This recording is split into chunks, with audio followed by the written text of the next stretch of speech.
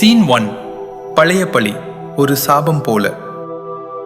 குருக்ஷேத்திரம் சங்கும் இஸ்திலும் ஒலி கேட்கும் முன் ஒரு பழி வாங்கும் பிணை வளர்ந்து கொண்டிருந்தது. வேதங்களில் இல்லை, அரசரசபையிலும் பேசப்படவில்லை. ஆனால் இரத்தத்தில் பதிந்திருந்தது. சோமதத்தன் குரு வம்சத்தின் இளவரசர் தேவகியை விரும்பினார். அவள்தான் கிருஷ்ணனை புனர்விக்க ஏவப்பட்டவள். ஆனால் யாதவ வம்சத்தில் உள்ள ஷினி அதை எதிர்த்தார். வாக்குவாதம் வெடித்தது. அகந்தைகள் மோந்தன. மாநிலம் முழுக்க அரசர்கள் முன் சோமதத்தன் தகர்க்கப்பட்டார். அந்த அவமதிப்பு ஒரு முறை மக்கள் முன் நிகழ்ந்ததும் தலைமுறைகளில் பரவிவிட்டது. சோமதத்தன் மௌனமாக ஓரம் கொண்டார். ஆனால் அவரது மகன் பூரிஷ்ரவஸ் அந்த காயத்தை இரகசிய அங்காரமாக சுமந்தார். அந்த நிந்தை அந்த நிமிஷத்தில் முடிவாகவில்லை. அது உயிர் மாதிரி காற்றில் சுவாசமாய் தங்கியது. நினைவுகளை கூர்மையான கூறியாய் துளைக்கும் போல். சோமதத்தன் பேசவில்லை. அவரது வார்த்தைகளில் அந்த வருத்தம் இல்லை. ஆனால் அவர் மகனின் மௌனத்தில் அது பறந்தது. பூரிஷ்ரவஸ் அந்த மௌனத்தை ஒரு வாள் போல சுமந்தான். இன்னும் எடுத்து வைக்கப்படாத வாள், ஆனால் ஏற்கனவே கத்தியாய் இருந்தது. சிலர் சிங்காசனத்தை பரம்பரை முறையாக பெறுகிறார்கள். சிலர் பழி வாங்கும் நிழலையே பெற்றுக்கொள்கிறார்கள். பழியின் விதை பூரிஷ்ரவஸ், தீவிரம் மற்றும் நெஞ்சில் பதிந்த நன்மை. அப்பா, உன்னுடைய மௌனம் எனது பாரம்பரியம் ஆகாது. நீ இழந்த மரியாதையை நான் மீட்டெடுப்பேன். அந்த வாக்கு ஒரு சத்தியமாக மாறியது. அறிவால் அல்ல, ஒரு மகனின் வேதனையால். மகாபாரதத்தில் சத்தியம் என்பது ஒரு வார்த்தை மட்டுமல்ல, அது மெதுவாக சொல்கிற ஒரு விதி. ஆனால் அதில் ஒரு உறுதியான தீர்மானம் இருக்கிறது. பீஷ்மரின் தவ வாழ்வு முதல் அர்ஜுனனின் உறுதிமொழிகள் வரை சத்தியங்கள்தான் காவியங்களை உருவாக்கின. சில நேரங்களில் துயரங்களையும். ஒவ்வொரு சத்தியமும் ஒரு ஆயுதமாக மாறியது. அந்த ஆயுதங்கள் தீராத காயங்களை ஏற்படுத்தின.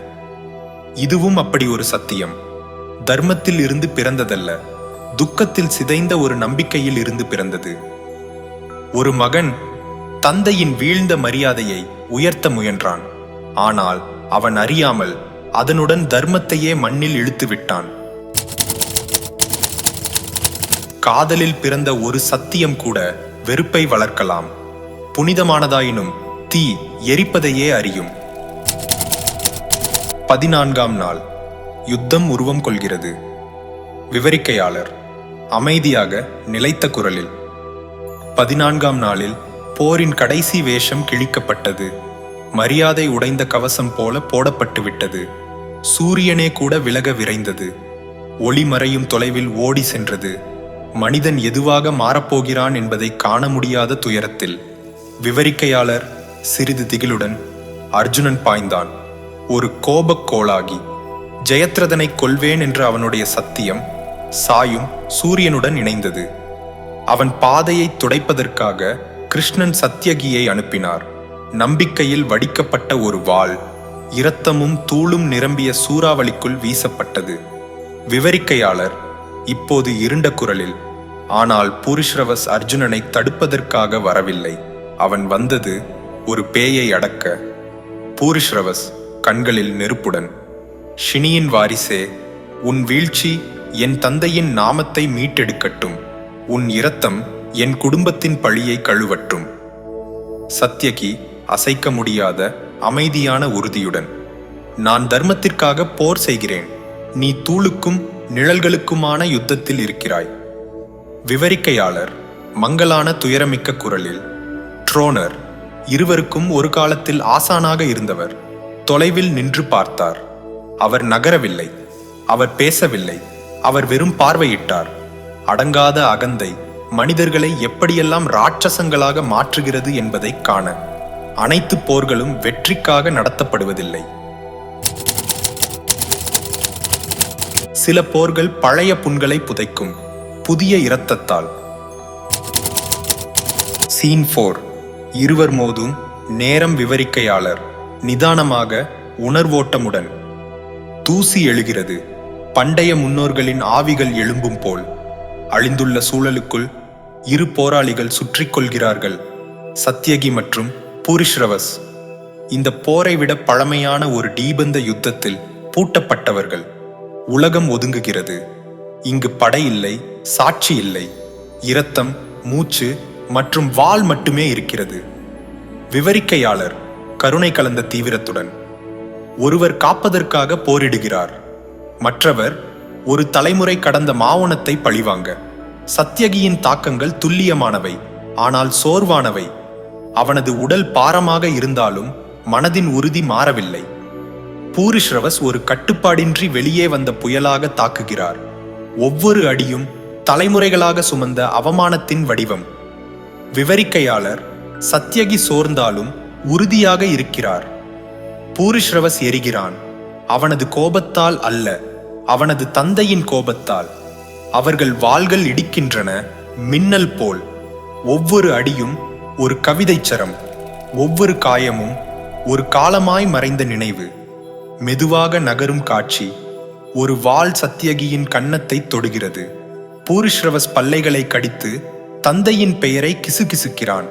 விவரிக்கையாளர் ஒவ்வொரு அசைவும் வார்த்தைகளை விட பழமையான ஒரு மொழியை பேசின. மரியாதை கலங்கியது, அவமானம் தாங்கப்பட்டது, மருந்திட முடியாத வரலாறுகள். சத்யகி ஒரு பாதி அடியை தவறுகிறான். அது போதும். அவன் வாள் கீழே விழுகிறது. அவன் முழங்குகிறது. மூச்சு கடும். பூரிஷ்ரவஸ் அருகில் நின்றிருக்கிறான். இரத்தத்தில் நனைந்தவன் மூச்சு விட துடிக்கும், ஆனால் வெற்றியோடு நிற்கிறான். பூரிஷ்ரவஸ் கொந்தளிக்கும், நெஞ்சை நெகிழ வைக்கும் குரலில்: சோமதத்தனின் அவமானம் உன் இரத்தத்தில் கழுவப்படட்டும். மன்னர்களின் சிரிப்புகள் இந்த தூளில் சாம்பலாகட்டும். விவரிக்கையாளர் இம்சையுடன், குளிர்ச்சியுடன்: தர்மத்தை மூழ்கடிக்க ஒரு துக்கம் எவ்வளவாக பாய வேண்டும். அந்த தருணத்தில் பூரிஷ்ரவஸ் ஒரு வீரனை அல்ல பார்த்தது, ஒரு பேயை பார்த்தான். தந்தையின் மானத்தை மீட்டெடுக்க எண்ணிய போதே அவன் தன்னை உயிருக்கு தரும் தர்மத்தையே துரோகம் செய்தான். பழிவாங்கும் உணர்வு நீதியின் முகமூடியை போடும்போது நேர்மையானவர்களும் கண்ணை இழக்கிறார்கள். சீன் 5. தொலைவிலிருந்து வந்த அம்பு. போர்க்களம் மூச்சை நிறுத்துகிறது. சத்யகி நிலையாக கிடக்கிறான். அவன் வாள் விலகி போனது. அவனது மூச்சு நசுங்கி இருக்கும். பூரிஷ்ரவஸின் காலடியில் நசுங்கிய அவன். அவனுக்கு மேல் நிற்பது ஒரு வீரன் அல்ல, ஒரு தீர்ப்பு. குளிர்ந்ததும் இறுதியுமானதும். அர்ஜுனன் அவரது முன்னேற்றத்தை நிறுத்துகிறார். அவனது விரல்கள் காந்தீவ வில்லில் நடுங்குகின்றன. அவனது பக்கத்தில் கிருஷ்ணர் அமைதியாக. ஆனால் அவரது பார்வை 1000 காலங்களை துளைக்கிறது. கிருஷ்ணர் அமைதியான இடிமழை போல. உன் தோழன் விழுகிறான். இன்று உன் தர்மம் மௌனமா பார்த்தா? அர்ஜுனன் உள்கொந்தளிக்க, குரல் நடுங்கி: அவனிடம் ஆயுதமில்லை கிருஷ்ணா. இப்போதே நான் தாக்கினால் அது நீதியா, அல்லது நீதியின் வேடத்தில் மறைந்த கொலையா? கிருஷ்ணர் தீவிரமும் உறுதியுடனும்: அதிர்மானம் உன் கண்முன் நடந்தால் அதை அனுமதிப்பது அதிக பாவம் அல்லவா? ஒரு வாள் ஒரு பாதுகாப்பற்றவரின் மீது தொங்கிக் கொண்டிருக்கும் போது உன்னை நிறுத்துவது யார்? உன் மனசாட்சியா, அல்லது பழி பட்டுவிடும் பயமா? விவரிக்கையாளர் மெதுவாக, தீவிரத்துடன்: அந்த கணத்தில் அர்ஜுனன் ஒரு கூரிய கத்தியின் விளிம்பில் நின்றான். சித்தாந்தமும் முடங்கிய நிலையும் இடையில், சட்டமும் உயிரும் இடையில். குருக்ஷேத்திரம் தூய தேர்வுகளுக்கான நிலமல்ல, மாறாக அவசியமான தேர்வுகளுக்கான தரையாய் மாறியது. காட்சி. காந்தீவம் ஒலிக்கிறது. ஒரு அம்பு வானில் பிளந்து பாய்கிறது. வெறுப்பில் அல்ல, பாதுகாப்பில். அந்த ஒரே நிமிடத்தில் தர்மம் தகர்ந்தது. பூரிஷ்ரவஸின் கை விழுகிறது. பழிவாங்குவதற்காக அல்ல, இரக்கத்திற்காக. மரியாதைக்காக அல்ல, பாதுகாப்புக்காக. திரையில் மேற்கோள்: தர்மம் என்பது மனப்பாடம் செய்வதற்கான ஒரு பாட்டல்ல, அது ஒரு தீர்மானம். அமைதியில் எடுக்கப்படும் ஒன்று. சாஸ்திரங்கள் கூட ஒளி செய்யாத அந்த தருணத்தில். அறியப்பட்ட விதிகள் அமைதியாகிக் கொண்டிருக்கும் போது செயல்படுதல், அதுவும் தர்மமே. மற்றுமொரு தருணங்களில் மௌனமே மிகப்பெரிய துரோகம். சீன் 6. தீயில் பிறந்த வார்த்தைகள். பூரிஷ்ரவஸ் நின்றிருக்கிறான். இரத்தத்தில் நனைந்தவன், மூச்சு கடுமையாக. ஒரு கை இல்லை, ஆனால் அவனது அகந்தை வலியை விட அதிகமாக கொளுத்துகிறது. அவனுக்கு முன்னால் அர்ஜுனன். காந்தீவம் கீழே வைக்கப்பட்டிருந்தாலும் அவன் கண்கள் உறுதிமிக்கவை, நிசப்தமான தீ. அவர்களுக்கிடையே தூசி சுழல்கிறது, ஒரு சாஸ்திரமும் அணைக்க முடியாத தீயின் புகையாய். பூரிஷ்ரவஸ் போரிக்குரல், குரல் நடுங்கும் வலியுடன். பயபக்தா, நீ பின்னால் இருந்து தாக்கினாய், இரவில் திருடன் தாக்கும் போல். அர்ஜுனன் அமைதியாக, ஆனால் உள்ளுக்குள் கொந்தளிப்புடன். மற்றும் நீ ஒரு விழுந்த மனிதரின் மீது வாள் தூக்கினாய், தர்மத்தை சுரங்கத்தில் இழுத்து விட்டாய். இப்போதோ அதை நீதியாகவே கூவுகிறாய். அவர்கள் ஒருவரையொருவர் பார்த்து கொண்டனர். இப்போது வீரர்கள் அல்ல, கண்ணாடிகள். ஒவ்வொருவரும் மற்றொருவரில் தாங்கள் தாங்கிய மரியாதையின் பாழான மீதங்களை பார்க்கின்றனர். பூரிஷ்ரவஸ் மெதுவாக, கசப்புடன். அப்படியென்றால் நாம் இருவருமே கலங்கப்பட்டவர்கள். நாம் இருவருமே நாம் பாதுகாக்க சத்தியம் செய்த தர்மத்தை துரோகம் செய்துள்ளோம். குருக்ஷேத்திரம். அங்கே நேர்மையானவர்களும் இரத்தம் சிந்துகிறார்கள். அங்கே ஒவ்வொரு நற்குணமும் சோதிக்கப்படுகிறது, மற்றும் ஒவ்வொரு சாஸ்திரமும் துக்கத்தால், கோபத்தால் தகர்க்கப்படுகிறது. தர்மஸ்ய தத்துவம் நித்தியம் குஹ்யம். தர்மத்தின் மையமான அர்த்தம் எப்போதும் மறைக்கப்பட்டதே. நீதி கோபத்தில் குழப்பமடைந்தது. மரியாதை சத்தியங்களில் மூழ்கியது. உண்மை இரும்பின் சத்தத்திலும் மௌனத்திலும் மாயமாகிவிட்டது. இது நல்லவர்களும் கெட்டவர்களும் இடையே நடந்த யுத்தம் அல்ல. இது ஒவ்வொரு மனிதனும் தன்னிடம் கேட்க வேண்டிய யுத்தம். யார் சரி என்றல்ல, இருவரும் தவறினபின் எது மீதமிருக்கிறது என்பதுதான் முக்கியம். சீன் 7. ஒரு போர் வீரனின் தியானம். பூரிஷ்ரவஸ் மண்ணில் மண்டியிருக்கிறான். வெட்டப்பட்ட கையைப் போல அவனது இரத்தம் அமைதியாக பூமியில் கரைகிறது. அவனது வாள் அவனது அருகில் மறவிடப்பட்டுள்ளது. வலியின் முழக்கம் இல்லை, விலக்கலுக்கும் இல்லை, அகந்தைக்கும் இடமில்லை.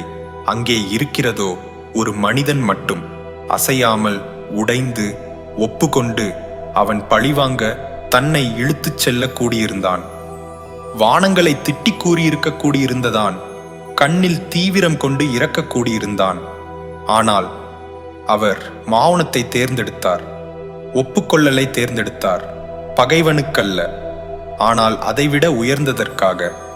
பூரிஷ்ரவஸ் தனது மீதமுள்ள கையை தொழுதெடுத்தான். காற்று அமைந்தது. போரத்தின் இரைச்சல் மௌனமாக கலைந்தது. அந்த நிமிடத்தில் அவன் ஒருவன் கௌரவர் இல்லை, ஒரு இளவரசன் இல்லை, ஒரு வீரனும் இல்லை. அவன் ஒரு ஆத்மா மட்டும். பட்டங்களிலிருந்து, கோபத்திலிருந்து, பழிவாங்கும் வேட்கையிலிருந்து விலகியவன். அவன் மன்னிப்பு தேடவில்லை, அவன் விடுதலையை தேடினான். திரைமேற்கோள். போரத்தில் மிகப்பெரிய எதிரி உள்ளேதான். ஒரு மூச்சில்லா நிமிடத்திற்கு குருக்ஷேத்திரம் நின்றது. தெய்வங்கள் கூட தங்களது தீர்ப்பை நிறுத்தியது போல. சீன் 8. மன்னிக்கப்படாத சத்தியம். சாத்யகி நசுக்கிய கண்களுடன் எழுந்து நிமிர்கிறான். மூச்சு சிதைந்து உள்ளிருக்கும் கோபம் துளிர்க்கிறது. அவனை எதிரே பூரிஷ்ரவஸ் மௌனத்தில் மண்டியிருக்கிறான். வாள் இல்லை, கோபமில்லை, இருக்கிறது ஜெயமும் தோல்வியும் கடந்து பார்த்த முகம். ஒரே ஒரு கை பிரார்த்தனையில் மடக்கப்பட்டு. போர்க்களம் கூட ஒரு நிமிடம் தடுத்து நிற்கிறது. ஆனால் சாத்யகியின் உள்ளே ஒரு புயல் மீண்டும் எழுகிறது.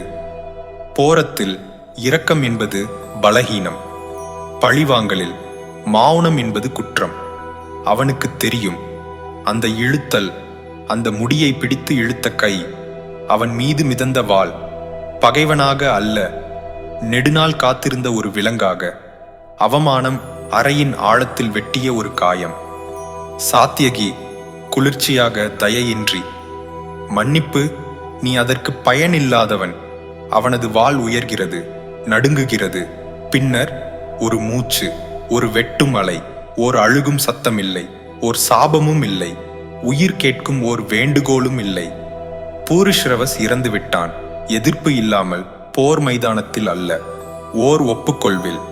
ஒரு வீரன், மோட்சத்தை நாடினவன், ஆனால் அதை அடைய முடியாதவன். அவனது உடல் வழுக்கி விழுகிறது, இன்னும் மண்டியிருந்த நிலையிலேயே. இரத்தம் மண்ணோடு கலந்து விடுகிறது. அவனது இறுதி பிரார்த்தனை முடிக்கப்படாமல் விட்டுவிடப்படுகிறது.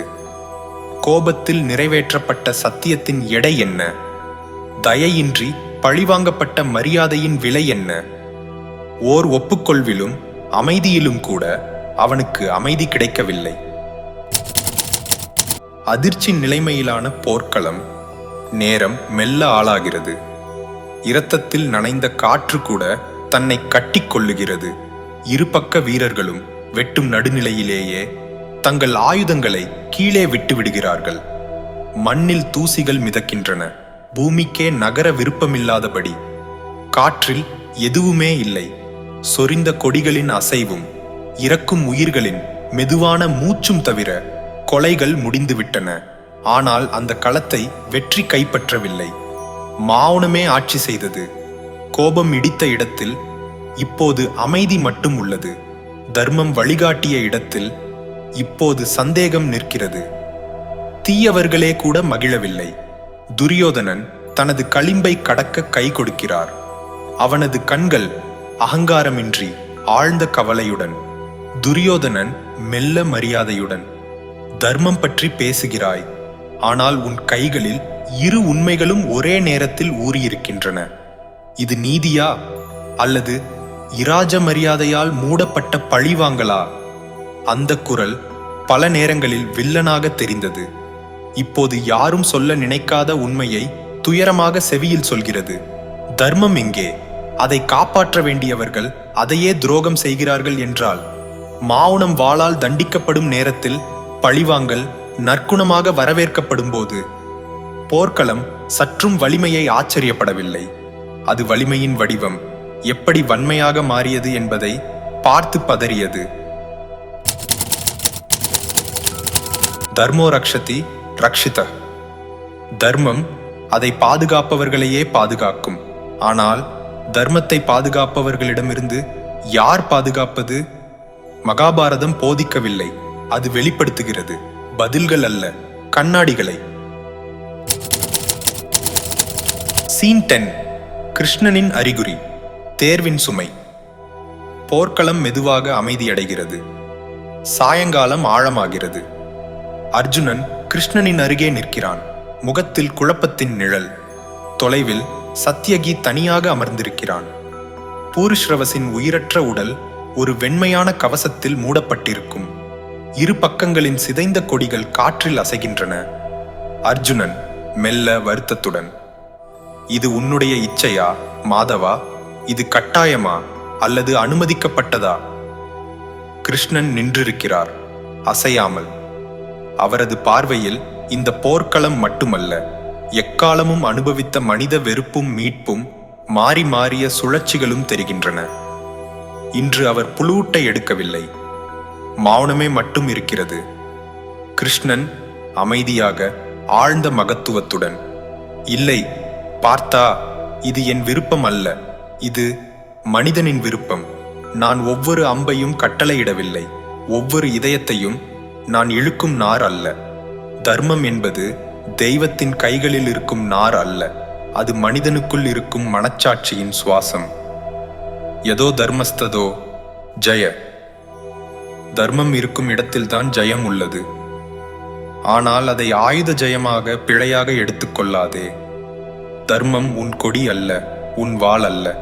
அது உரக்க கத்துவதும் இல்லை, அது தெருக்களில் விழாக்களாக நடப்பதுமில்லை. தர்மம் வாழ்வது உண்மையை போராடி கண்டுபிடிக்கும் இடங்களில், நாட்வாரிசாக வந்து வைக்கும் இடங்களில். அது வாள் வீசுவதற்கு முன் ஓர் அமைதியான இடைவேளையில் வாழ்கிறது. அது தற்பெருமையை விட மௌனத்தை தேர்வு செய்யும் குலுங்கும் கையில்தான் இருக்கிறது.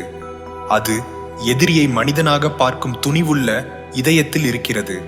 இன்று இந்த போர் மனிதனுக்கு தேர்வுகளை அளித்தது. மனிதன் தேர்வு செய்தான். என் அனுமதி பற்றி என்னை கேட்காதே, அவர்கள் ஏன் இப்படித்தான் தேர்ந்தார்கள் என்பதை கேள். கிருஷ்ணன் தொடர்ந்து பேசுகிறார், இப்போது மென்மையாக. சில தருணங்களில் பார்த்தா நான் நித்திய சாட்சியாக, ஈவன் நான் கூட நடவடிக்கை எடுக்காமல் பார்த்து கொண்டிருக்க வேண்டும். தர்மம் என்றால் என்ன? இறைவன் கூட இல்லாத சுழற்சி நேரத்தில் பரிசோதிக்கப்படாத தர்மம். உண்மையா? நான் உன் கையை தடுத்து வைக்கவில்லை, நானே அதை இயக்கவும் இல்லை. ஏனெனில் தர்மம் ஒரு பரிசாக கொடுக்கப்பட வேண்டியதல்ல, அது தேர்ந்தெடுக்கப்பட வேண்டும். மனிதன் ஒவ்வொருவனும் இரத்தத்தில் நனையப்பட்ட ஒரு போராளியாயினும் தனது தர்மத்தை தானே எழுத வேண்டும். சீன் 11. தர்மத்தின் அதிர்வெண்கள். மூட்ட தூசி சாயலை கிழித்து கிளம்புகிறது. மண்ணில் உடைந்த இரும்புகள் சிதறியிருக்கின்றன. அதைவிட ஆழமான மௌனம் சூழ்ந்திருக்கிறது. சத்யகி சிதைந்த போர்க்களத்தில் அமர்ந்திருக்கிறான். வெற்றி கொண்டவன் அல்ல, வெறும் நிசப்தம் மட்டுமே. வானம் மெதுவாக இருட்டமடைகிறது, துக்கத்தில் மூடிய துளிக்கடிகாரம் போல.